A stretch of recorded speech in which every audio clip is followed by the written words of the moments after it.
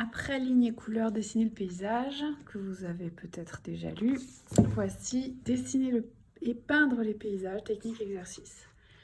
Donc, comme son nom l'indique, de la technique, quelques repères de technique et pas mal d'exercices pour appliquer, pour après avoir des idées un petit peu pour travailler sur le motif. Voilà. Donc aujourd'hui, ce qu'on va faire, c'est qu'on va regarder, partir du début du livre, qui est décomposé un paysage en forme simple, et on va réaliser un sujet en collage, parce que c'est une technique que je trouve très intéressante pour simplifier et sortir du dessin.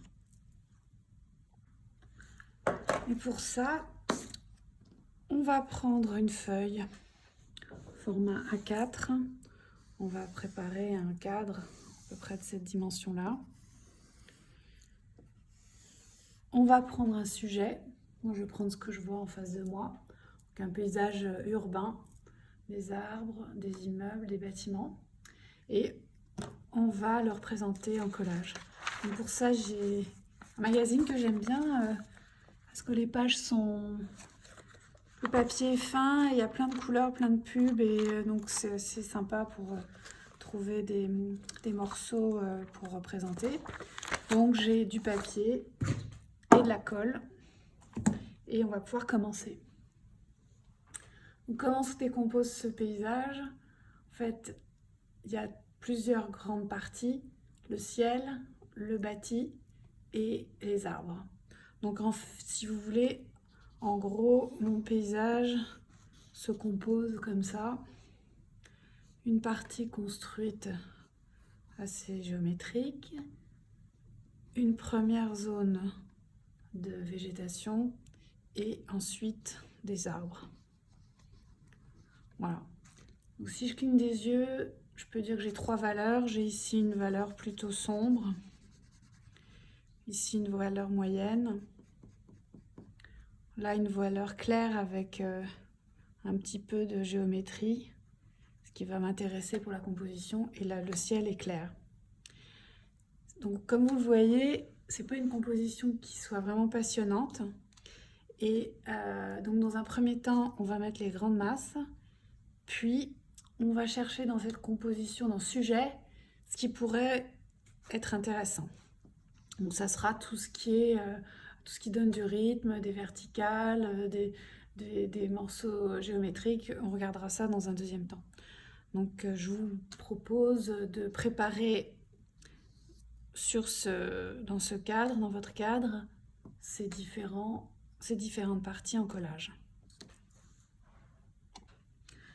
Voici déjà quelques morceaux de papier que j'ai choisis. Donc c'était juste pour vous montrer que, bien évidemment, je ne vais pas prendre ça qui est un paysage. Ce serait vraiment trop facile.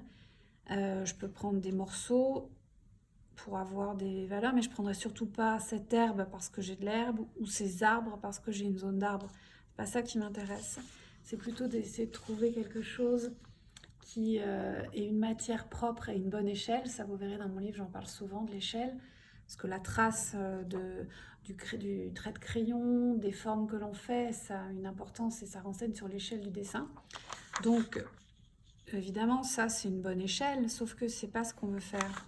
Donc moi, je vais plutôt chercher des zones de papier qui ressemblent à ça, qui donnent une impression de valeur et de matière. Donc ça me plaît bien. Et j'aime bien aussi ce genre de choses. Et vous verrez que ce qui est le plus difficile, c'est de commencer à choisir une couleur ou une matière de base. Et après, vous affinez en ajustant ce que vous mettez à côté. Parce que quelque chose peut vous paraître bien seul, isolé, mais dès qu'on le juxtapose à une autre couleur, une autre matière, une autre valeur, ça devient autre chose, et c'est là qu'on commence à affiner. C'est pour ça que ce travail de collage est vachement intéressant, parce que ça exerce l'œil et ça exerce à faire des choix qui sont toujours utiles lorsqu'on peint, on fait de l'aquarelle, du crayon de couleur.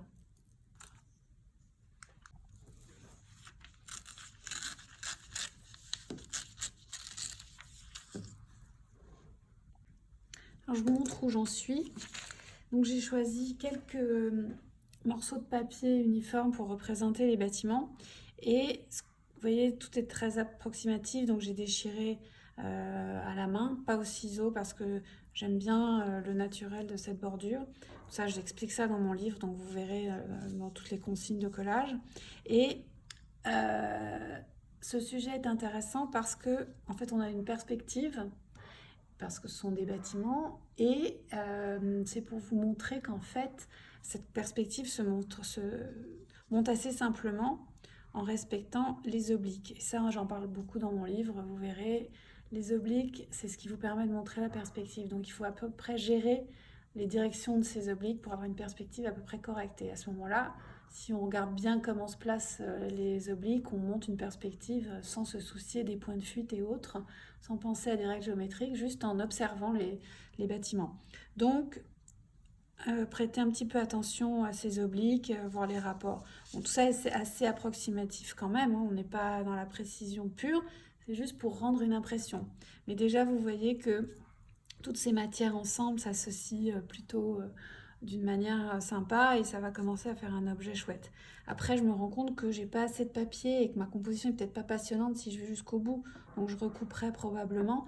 Mais ça, c'est pas grave, c'est vraiment s'entraîner à se concentrer sur les choses et à bien montrer ce qu'on a envie de montrer. Bon, allez, je continue à monter un petit peu ce petit collage. Donc voilà où j'en suis, j'ai collé un petit peu de bâtiment et vous voyez tous les biais qui font un peu la perspective. Et là-dessus, je voudrais mettre ces arbres. Donc là, j'ai un grand trou et je pense que il faut que je descende. Voilà, il faudrait que je me mette à peu près comme ça, je pense. Donc je vais couper cette partie-là.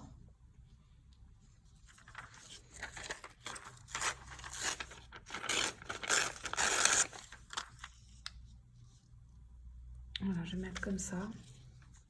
Donc soit je mets de la colle directement sur le support,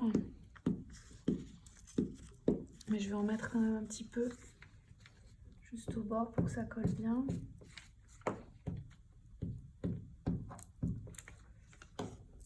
Voilà. Donc ça me fait une zone d'arbre.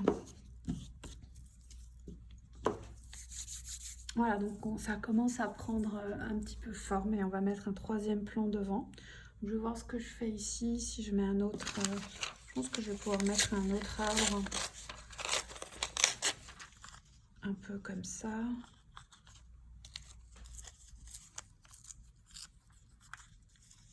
Alors je vais un peu tricher parce que ça j'ai du...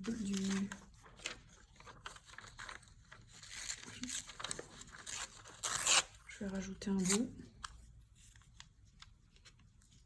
là, comme ça. Et je vais remettre ça devant. Comme ça. Arrondir un petit peu, je vais le laisser un petit peu. Et en fait, j'adapte un petit peu. Donc ça, je peux le soulever encore pour glisser ça en dessous. Voilà, comme ça.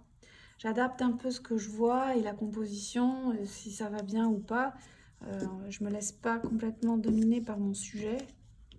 Ok, on veut représenter la réalité, mais c'est pas non plus... Il faut aussi qu'il y ait un petit peu de construction et de choix de l'artiste en représentant. Donc on n'est pas non plus tenu à une exactitude de la réalité. Voilà. J'avais mis comme ça. Oh non, c'est mieux comme ça. Je vais arrondir un peu là. Voilà, donc on a nos arbres. Et alors, vous voyez, c'est pour ça que j'aime bien déchirer, parce qu'en fait, ça laisse du blanc et ça fait un peu de profondeur. Donc, je trouve que c'est pas mal du tout. Donc voilà, maintenant je vais mettre une autre bande qui va être la bande plus verte du premier plan. Donc qui va venir là. Donc, je vais faire une espèce de découpe souple et un peu aléatoire. Comme ça.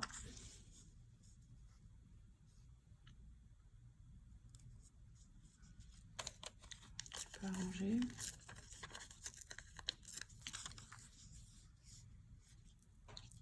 Je pense que je vais un petit peu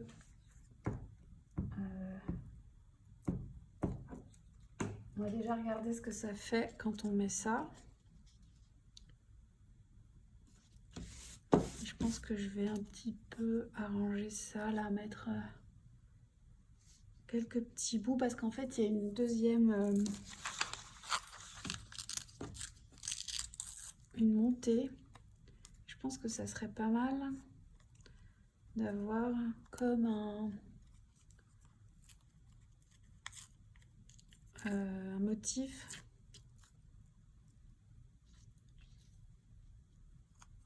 Ça comme ça.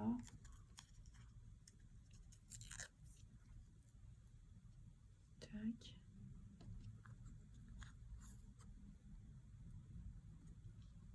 Ouais, ça peut être marrant ça.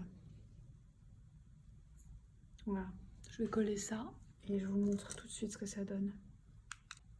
Donc voilà où on en est. Donc je trouve que c'est assez sympa. En fait, ça fait vite un petit rendu chouette. Et si on le recadre,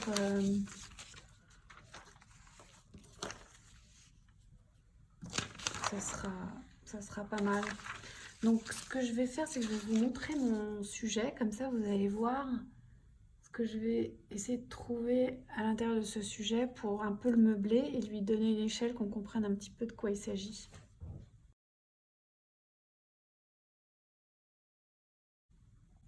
Donc voilà, vous avez vu mon sujet.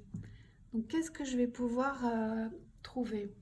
Donc j'aimerais bien avoir une verticale ici. Peut-être avoir des cheminées aussi là-haut qui vont mettre un peu de verticale. Et je pense que ce qui est intéressant, ce sont les deux points foncés qui sont les arbres. Et puis peut-être une zone foncée et quelques horizontales ici et là pour montrer qu'il y a une échelle et des bâtiments. Donc c'est ce que je vais essayer de faire. Et ça, je vais voir si je le fais avec un feutre ou si je le fais en collage. Et toujours sur ces points verticaux, la position des poteaux, des arbres, il faut voir où ils passent, dans quel plan ils sont, dans quelle ligne de plan ils sont. Donc celui-là, il faudra bien qu'il descende dans cette zone de premier plan. Parce qu'il faut que vous preniez conscience que ces trois masses de collage représentent des plans successifs dans la profondeur du paysage. Donc on a le fond, le moyen et ce qui est devant. Et il faut tout le temps raisonner comme ça en ligne de profondeur de paysage. Imaginez comme dans un théâtre avec les décors où la profondeur se fait avec un premier décor et puis un deuxième, un troisième, etc. dans le fond.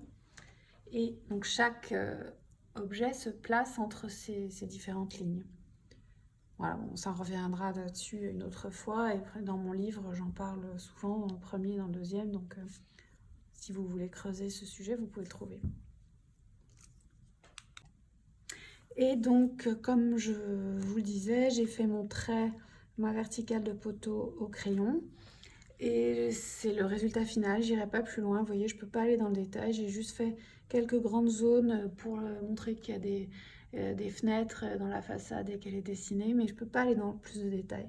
Donc c'est ça qui est intéressant dans ce type de travail, c'est que ça mène à un lâcher prise et une prise de conscience que le paysage se construit par des grandes masses et qu'on n'est pas obligé d'aller dans le détail.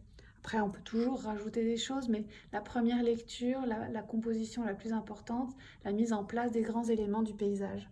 Donc ça, c'est une façon de travailler et que vous pouvez appliquer après lorsque vous travaillez à l'aquarelle sur le paysage. Et puis vous rentrez petit à petit dans les détails, mais commencez par l'ensemble, à mettre en place cet ensemble. Notez juste une chose, les obliques de la perspective, donc ça c'est un truc assez important, il faut que ça soit cohérent, donc ça j'en parle beaucoup dans mon livre. Et voilà, donc si vous voulez, vous pouvez donc creuser un petit peu ces sujets dans mes livres. La théorie des lignes et couleurs, dessiner le paysage, et puis plus pratique, dessiner et peindre les paysages qui vient de sortir, les deux chez Erol. À bientôt!